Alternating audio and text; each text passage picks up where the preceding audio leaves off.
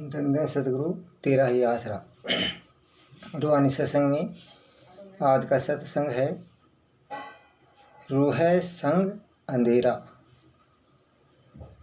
रूह संग अंधेरा, रूह यानी आत्मा के संग में अंधेरा कैसे है। जैसे 30 लाख प्रकार की प्रकृति पूर्व के विभागों में बताई गई है। प्रकृति के साथ में ये अपनी आत्मा रूह रही, करोड़ वर्ष निकल गई।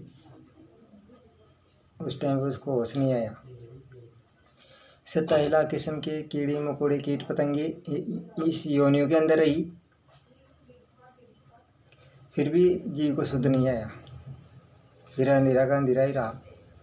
14 लाख किस्म के उल्टा आकाश में उड़ने वाले पंछी उस योनियों के अंदर भी अंधेरा रहा।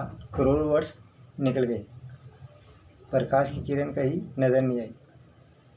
9 लाख किस्म के पानी में रहने वाले जीव, इसमें भी अंधेरा रहा। करोड़ों वर्ष जीव में लग गए। 4 लाख किस्म के भूत प्रेत के नर देवी देवता गंधर्व इस योनियों में रही। जीवात्मा की बात है। जीवात्मा करोड़ों वर्षों तक, क्या अरबों वर्षों तक उस जहान से इस जहान में आई हुई आत्मा को 8 करोड़ 40 लाख वर्ष हो गए जन्म लेते हुए मरते हुए, फिर भी जीव को होश आया नहीं। ये होश कैसे नहीं आता है, कौन आने नहीं दे रहा है। ये रूह संग अंधेरा के मतलब ये है वह आत्मा के साथ में भी अंधकार, अंधकार क्या घोर अंधकार युगों युगों से चला आ रहा है। इस अंधकार को इस जहान के अंदर कोई भी ऐसे माया जाल, सारे माया जाल है, कूट रचित काल के सारे पर्दे हैं। काम क्रोध मद लोभ मोह ईर्ष्या द्वेष तर्सना अहंकार घमंड पाखंड, ये सारे क्या माया जाल है। इसमें जीव को सुध आती नहीं है और इस जीव को ज़्यादा से ज़्यादा इस 84 लाख योनियों के चक्कर में से लपेटता रहता है। काल हमेशा जीवात्मा को ऐसे इतने सारे जो करते बताए गए, कर्म बताए गए, सत्कर्म करो, असत्य कर्म करो, सन्मार्ग पर चलो, ऐसा गलत करते करे, दिल दुखाना या नाजायज परेशान करना, जहर देना, फांसी लगाना, ट्रेन के आगे डालना, जीव को परेशान नाजायज रूप से परेशान करना, घोर विपत्ति घोर संकट में डालना, किसी भी जानवर के साथ में बेवजह मारपीट करना, ये क्या सब ऐसे करने वाले सब क्या अपने आप के लिए खुद के लिए नरक कुंड का द्वार खोलने में लगे हुए हैं। जितने भी जीव है ये क्या है, इन जीवों को दिखाई नहीं देता। ये क्या संपत्ति के चक्कर में अंधे रहते हैं, कोई मद के चक्कर में अंधे रहते हैं। इनके तो पता नहीं कौन सी चीज़ का नशा है, वो उतरता नहीं है। ये क्या मंदिरों में चक्कर काटते डोलेंगे, जिसे आवारा पशु पक्षी चक्कर काटते हैं ना इस जहान के अंदर, वैसे आज गए ये इंसान, नाम इंसान है लेकिन काम इंसान नहीं है। ये ऐसे चक्कर काटता रहता है। ये अपने आत्मा का मेल काटने के लिए हरिद्वार जाता है स्नान करने के लिए, काशी जाता है, वहाँ स्नान करेगा। कामाख्या के जाएगा, नीलांचल पर्वत पर वहाँ कामाख्या मंदिर है, माता है, वहाँ जाएगा। और मनंद महादेव के जाएगा, ब्रह्मपुत्र नदी के उस पार, वहाँ स्नान करेगा।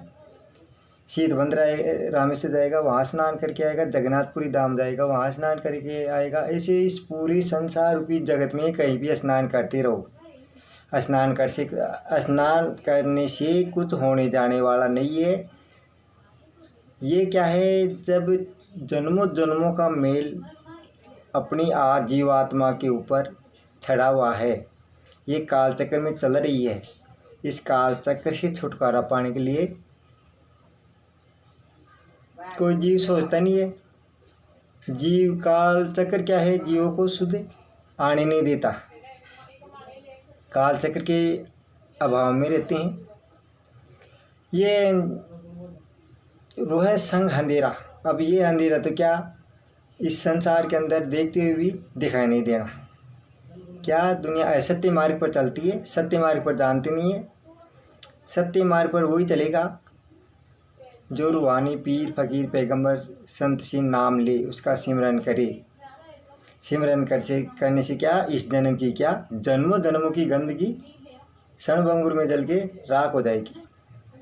ये काम सतगुरु जी के नाम के सिमरन से ही संभव है। बाकी इस जहान में, इस पूरे संसार में ऐसा कोई भी क्रिया, ऐसा कोई भी कर्म नहीं बना है जिससे ये मायाजाल कर सके।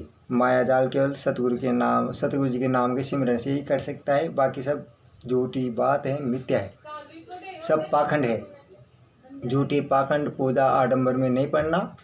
मूर्ति पूजा तो क्या है, मूर्ति पत्थर की है, वो बोलेगी नहीं, उसके आप ऊपर आगे कुछ भी कहो। जो कुछ होता है इस जहान के अंदर, जीवात्मा जन्मों जन्मों से कैद थी, कैद है, और अब इस पिंजरे के अंदर बंद है। जीवात्मा जन्मों जन्मों से क्या, युगों युगों से कैद है, कालचक्र के कैद में चल रही थी, चल रही है, चलती रहेगी। कब तक? जब तक अपन नाम नहीं लेंगे, उसका सिमरन नहीं करेंगे। इस मलिन चादर पर जन्मों जन्मों की पाप कर्म कचरा गंदगी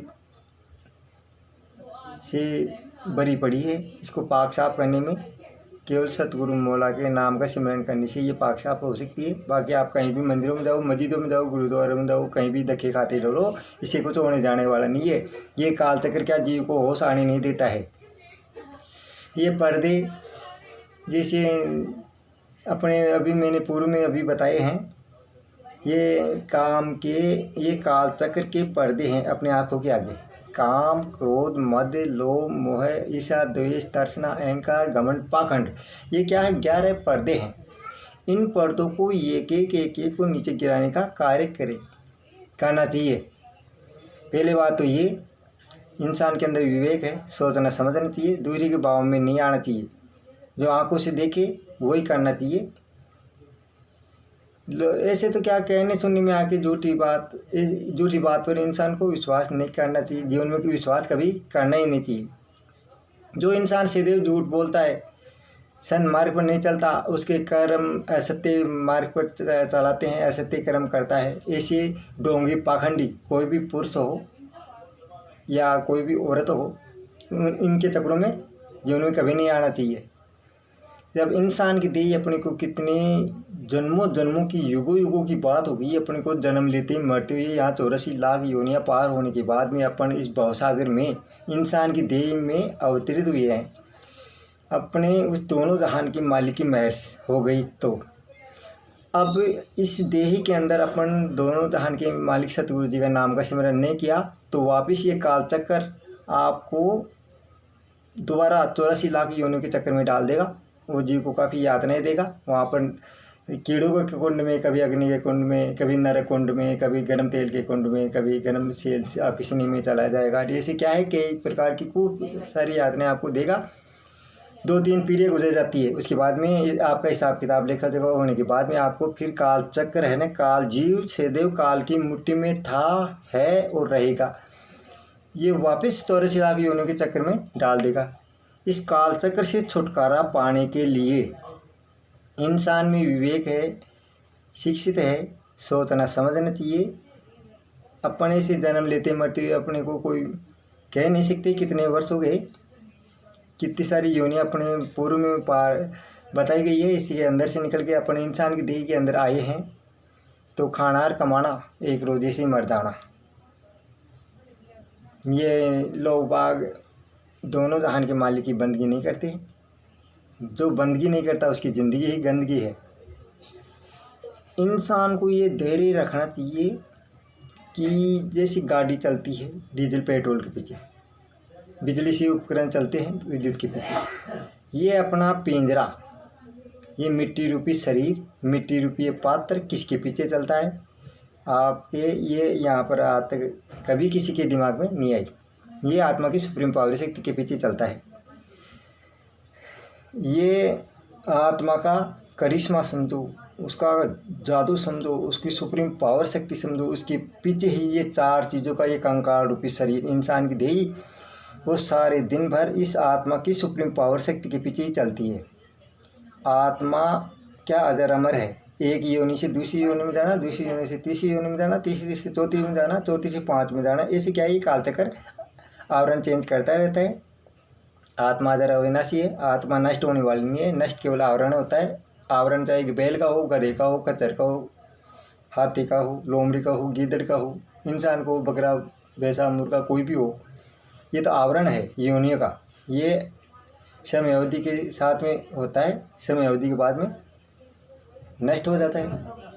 काल क्या है? श्वास रूपी डंडा निर्धारित समय के लिए इस आत्मा को डाल करके बंद कर दिया, और फिर ये क्या, समय अवधि खत्म होते ही इससे श्वास रूपी डंडा टूट गया, आत्मा बिखर गई, मन इसके साथ में गिर गया। अगर आपने दोनों जहान के मालिक सतगुरु जी का नाम का सिमरन, नाम ले रखा है, नाम का सिमरन किया है, नाम का सिमरन करते हो, तो जन्म जन्मों की पाप कर्म से पाक साफ हो करके आप इस जान से उस जान में अलविदा हो जाओगे। ये तभी संभव है, केवल सतगुरु के नाम के सिमरन के द्वारा हो सकता है।